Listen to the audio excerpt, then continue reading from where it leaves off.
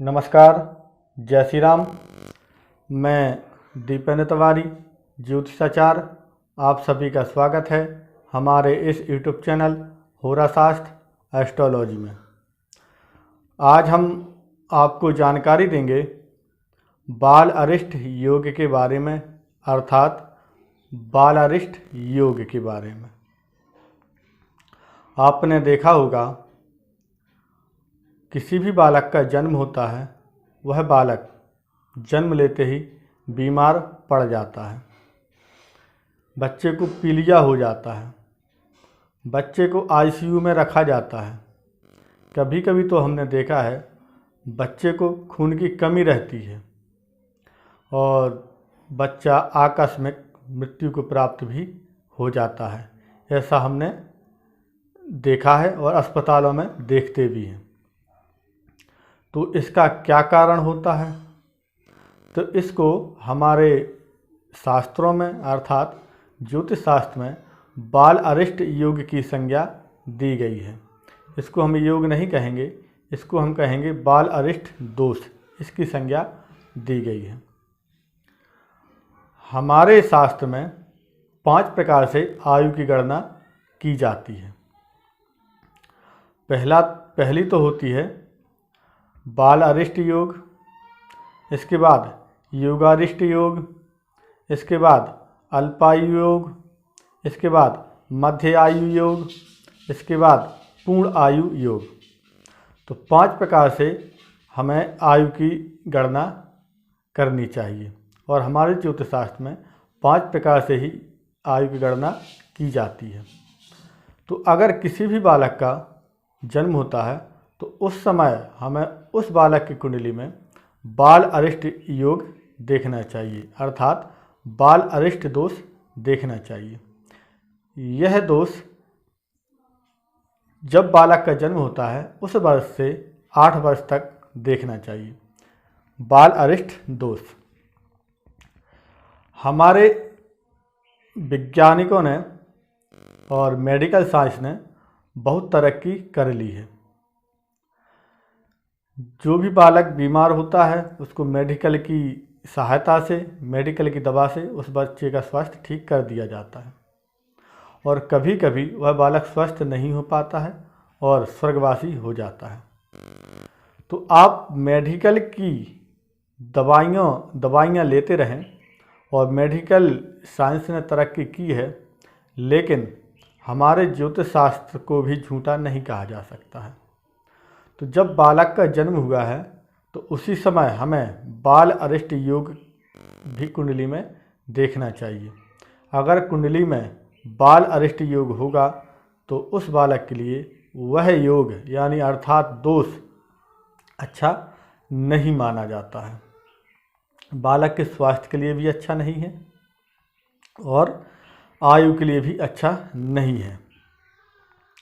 तो यह बाल अरिष्ट दोष कैसे देखा जाता है, तो इसके बारे में हम आपको विस्तार से बताते हैं। अगर आप हमारे चैनल पर नए हैं और आप ज्योतिष सीख रहे हैं या आप कुछ ज्योतिष जानते भी हैं तो आप हमारे चैनल को सब्सक्राइब कर सकते हैं। वीडियो को लाइक कर दें, वीडियो को शेयर अवश्य कर दें। मित्रों, बाल अरिष्ट दोष कुंडली में चंद्रमा के कारण बनता है। अगर कुंडली में चंद्रमा बचपन से ही पीड़ित हो तो बाल अरिष्ट दोष बन जाता है। जैसे चंद्रमा 6ठे भाव में, 8ठम भाव में, द्वादश भाव में पाप कर्तरी हो, अशुभ राशियों में बैठा हो, शत्रु राशि पर बैठा हो या फिर पाप ग्रह के साथ बैठा हो, पापी ग्रह की दृष्टि हो, तब ऐसी स्थिति में बाल अरिष्ट दोष बन जाता है। इसके बाद चंद्रमा 6, 8, 12वें भाव में बैठा हो, अशुभ स्थिति में हो या फिर केमद्रुम योग में हो, इसके साथ लग्नेश कमज़ोर हो, लग्न पर किसी भी शुभ ग्रह की दृष्टि ना हो, जो कुंडली का लगने से वह पाप कर्तरी में हो, त्रिक भावों में हो, अंश से बलहीन हो और या फिर अस्त हो, तब भी ऐसी स्थिति में बाल अरिष्ट दोष बन जाता है। यह दोष बालक के स्वास्थ्य के लिए अच्छा नहीं है। बालक अस्वस्थ रहता है, बचपन से ही बीमार रहता है। बालक 8 वर्ष तक अस्वस्थ ही रहता है, उसको किसी न किसी प्रकार की बीमारी घेरे रहती है। तो बाल अरिष्ट दोष को 3 प्रकार से देखना चाहिए। कभी कभी हम क्या करते हैं, लगने से ही चंद्रमा को देख लेते हैं और चंद्रमा अच्छी स्थिति में होता है तो कह देते हैं इसकी कुंडली में बाल अरिष्ट दोष नहीं है, फिर भी वह बालक बीमार रहता है, अस्वस्थ रहता है और मृत्यु को प्राप्त हो जाता है। तो हमें बाल अरिष्ट दोष 3 प्रकार से देखना चाहिए। सबसे पहले देखना चाहिए लग्न से, इसके बाद देखना चाहिए चंद्र कुंडली से, इसके बाद देखना चाहिए सूर्य कुंडली से। क्योंकि लग्न तो हमारा पूरा शरीर ही है और चंद्रमा मन का कारक होता है, सूर्य हमारी आत्मा है। तो तीनों कुंडलियों को मिलाकर के हमें बाल अरिष्ट दोष देखना चाहिए। जैसे ही लग्न कुंडली में चंद्रमा अशुभ होता है उसी प्रकार से चंद्र कुंडली में देखिए, उसी प्रकार से सूर्य कुंडली में देखिए। सूर्य कुंडली से भी चंद्रमा 6ठे, 8वें, 12वें भाव में हो, कैमद्रुम योग में हो, सूर्य अशुभ हो, पाप प्रभाव में हो, तो ऐसी स्थिति में बाल अरिष्ट दोष बनता है। इसी प्रकार चंद्रमा से भी देखिए, तो चंद्रमा से देखेंगे तो चंद्रमा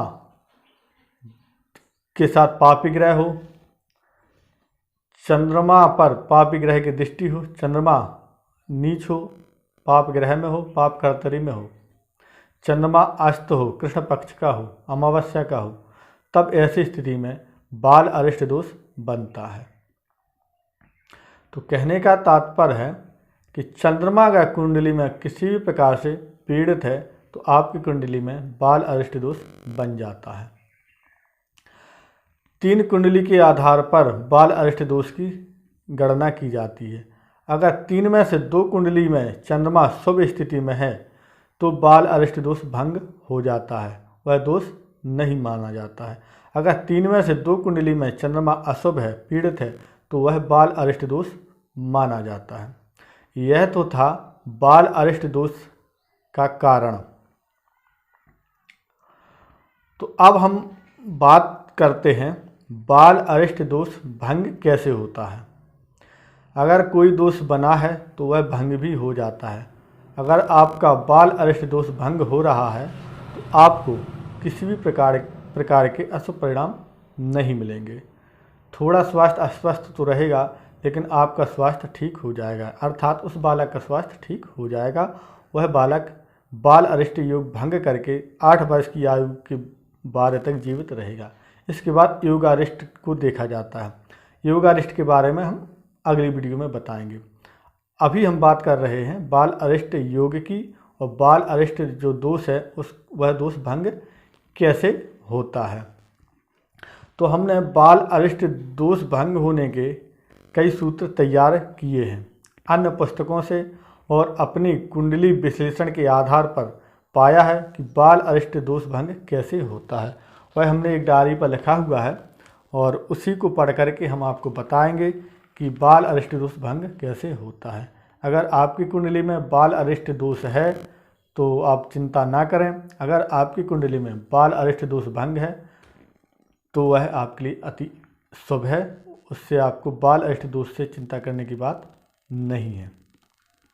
तो बाल अरिष्ट दोष भंग कैसे होता है वह इस प्रकार से है।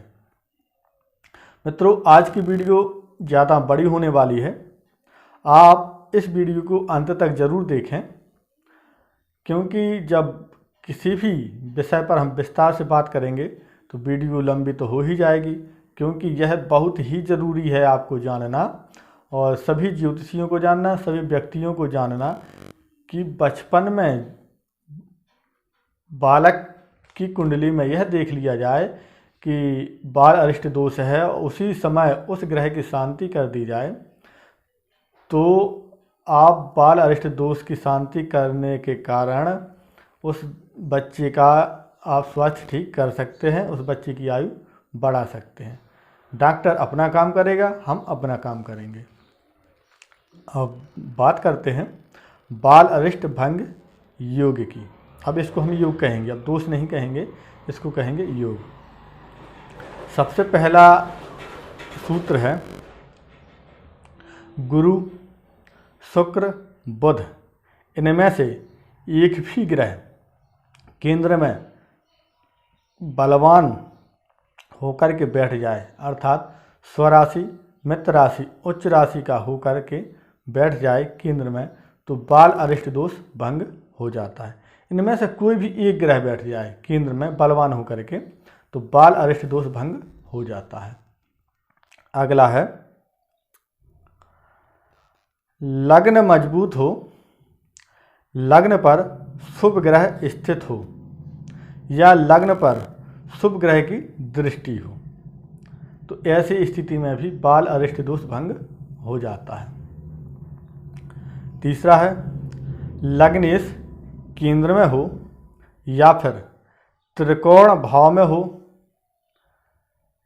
लग्नेश केंद्र में हो या फिर त्रिकोण भाव में हो, और लग्नेश या लग्न पर किसी भी प्रकार की अशुभ ग्रह की दृष्टि ना पड़ रही हो, तब ऐसी स्थिति में भी बाल अरिष्ट दोष भंग हो जाता है।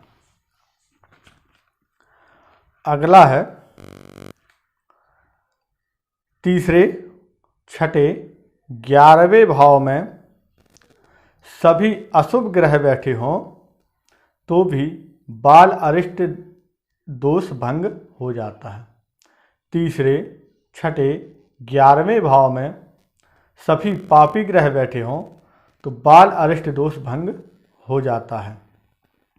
अगला है राहु तीसरे, छठे, 12वें भाव में बैठा हो तो बाल अरिष्ट दोष भंग हो जाता है। राहु के तीसरे, छठे, 12वें भाव में अकेला बैठा हो तो बाल अरिष्ट दोष भंग हो जाता है।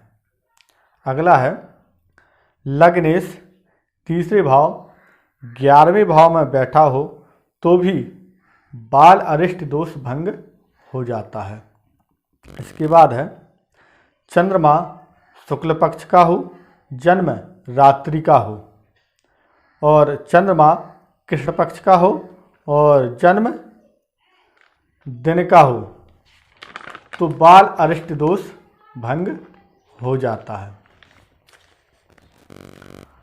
इसके बाद है पूर्णिमा का चंद्रमा शुभ करतरी में हो तो बाल अरिष्ट दोष भंग हो जाता है, अर्थात चंद्रमा पूर्णिमा के नज़दीक का हो, सूरज चंद्रमा एक दूसरे के सामने हो और चंद्रमा शुभ करतरी में हो, चंद्रमा के आसपास भी शुभ ग्रह स्थित हों, तो ऐसी स्थिति में भी बाल अरिष्ट दोष भंग हो जाता है।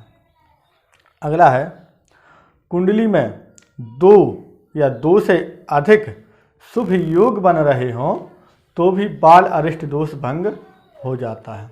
अब 2 शुभ योग कैसे बनेंगे? पहला गज केसरी योग बन जाए और दूसरा केंद्र त्रिकोण का योग बन जाए। इस तरह से शुभ योग बन जाए तो बाल अरिष्ट दोष भंग हो जाता है। इसके बाद है गुरु और मंगल एक दूसरे की राशि पर हो या एक साथ बैठे हों या फिर एक दूसरे पर दृष्टि डाल रहे हों, तब ऐसी स्थिति में बाल अरिष्ट दोष भंग हो जाता है। अगला है चंद्रमा 8वें भाव पर गुरु शुक्र बुध के दृष्टिकोण में और इन्हीं ग्रहों के साथ बैठे हों, तब बाल अरिष्ट दोष भंग हो जाता है। इसको दोबारा सुन लें। चंद्रमा बुध गुरु शुक्र के साथ बैठे हों और इन्हीं ग्रहों के दृष्टिकोण में बैठे हों, तब बाल अरिष्ट दोष भंग हो जाता है।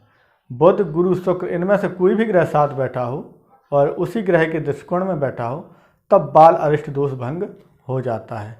इसके बाद है चंद्रमा छठे भाव में बुध, गुरु, शुक्र के साथ बैठे हों या इनमें से किसी एक ग्रह के साथ बैठे हों और इन्हीं ग्रहों के दृष्टिकोण में बैठे हों तब बाल अरिष्ट दोष भंग हो जाता है।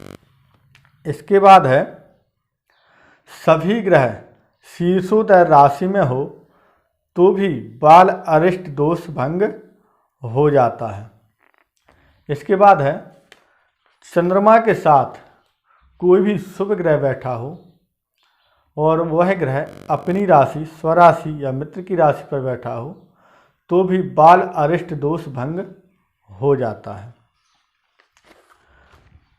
चंद्रमा पर किसी भी शुभ ग्रह की दृष्टि हो तब भी बाल अरिष्ट दोष भंग हो जाता है। तो मित्रों, इस प्रकार से बाल अरिष्ट दोष भंग होते हैं। तो बाल अरिष्ट दोष बनता कैसे है यह हमने बताया। तो बनना तो बहुत सरल है, आप देख सकते हैं कि बाल अरिष्ट दोष बन रहा है। तो जो इसके भंग होने के कारण है वह कई हैं। तो अगर आपकी कुंडली में बाल अरिष्ट दोष बन रहा है या आपके परिवार के किसी की बच्चे की कुंडली में बना हुआ है तो आप चिंतित ना हो। आप यह भी देखें कि उस कुंडली में बाल अरिष्ट दोष भंग तो नहीं हो रहा है। अगर बाल अरिष्ट दोष भंग हो रहा है तो उस बालक को किसी भी प्रकार की परेशानी नहीं होगी, वह बालक स्वस्थ होगा और बाल अरिष्ट दूर करके 8 वर्ष की आयु तक जीवित रहेगा। इसके बाद योगारिष्ट के बारे में विचार किया जाता है, वह हम आपको इस वीडियो में नहीं बता सकते क्योंकि वीडियो बहुत लंबी हो जाएगी। उसके बारे में हम किसी अन्य वीडियो में आपको बताएंगे। और एक बात और हम आपको बता दें, तो बाल अरिष्ट दोष एक प्रकार से और देखा जाता है, जैसे अश्विनी नक्षत्र का जन्म हो या फिर मघा नक्षत्र का जन्म हो, मूल नक्षत्र का जन्म हो, आश्लेषा नक्षत्र का जन्म हो, ज्येष्ठा नक्षत्र का जन्म हो या फिर रेवती नक्षत्र का जन्म हो, यानी आपके जन्म समय में गंडमूल नक्षत्र हो और चंद्रमा पीड़ित हो तब अति परेशान करने वाला यह बाल अरिष्ट योग बन जाता है, दोष बन जाता है। अश्विनी नक्षत्र में जन्म हो और चंद्रमा पीड़ित हो तो बालक की 16 वर्ष तक देखभाल करना चाहिए, वह बालक 16 वर्ष तक अस्वस्थ रह सकता है। अगर मघा नक्षत्र में जन्म हो, चंद्रमा पीड़ित हो तो 8 वर्ष तक बालक की देखभाल करनी चाहिए, वह अस्वस्थ रह सकता है। अगर जन्म मूल नक्षत्र में हो, चंद्रमा पीड़ित हो तो 4 वर्ष तक बालक की देखभाल करनी चाहिए।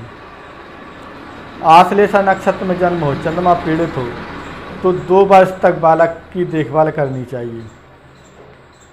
इसके बाद ज्येष्ठा नक्षत्र में जन्म हो और चंद्रमा पीड़ित हो तो 1 वर्ष तक बालक की देखभाल करना चाहिए। और रेवती नक्षत्र में जन्म हो और चंद्रमा पीड़ित हो तो भी 1 वर्ष तक बालक की देखभाल करनी चाहिए, ऐसा हमारे ज्योतिष शास्त्र में बताया गया है। तो यह है बाल अरिष्ट दोष भंग के कुछ कारण। जैसा कि हमने आपको बताया है बाल अरिष्ट दोष कब देखना चाहिए, इसका प्रभाव क्या होता है और बाल अरिष्ट दोष भंग कैसे होता है। हमें पूर्ण विश्वास है आपको यह जानकारी अच्छी लगी होगी और आपको पसंद भी आई होगी। आप भी अपनी कुंडली पर देखिए, अपने परिवार की कुंडली पर देखिए, अपने बच्चों की कुंडली पर देखिए, अपने रिश्तेदारों के बच्चों की कुंडली पर देखिए। अगर आप समय रहते ही बाल अरिष्ट दोष की शांति करा लेते हैं तो उस बालक का स्वास्थ्य ठीक हो जाता है, बालक को किसी प्रकार की परेशानी नहीं होती है।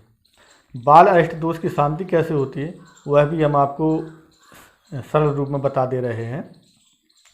बाल अरिष्ट दोष में चंद्रमा की शांति होती है, चंद्रमा का जाप होता है, चंद्रमा का जप होता है, महामृत्युंजय का जप होता है।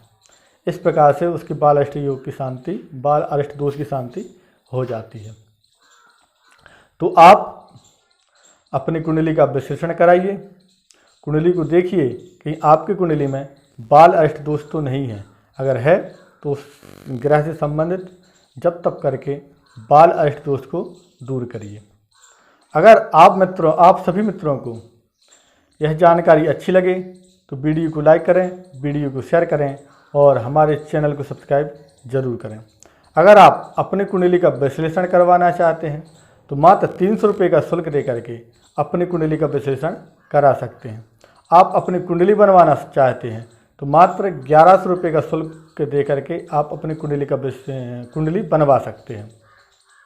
यंत्र संबंधी जानकारी चाहते हैं, रत्न संबंधी जानकारी चाहते हैं, यंत्र या रत्न मंगवाना चाहते हैं, तब भी आप हमसे संपर्क कर सकते हैं।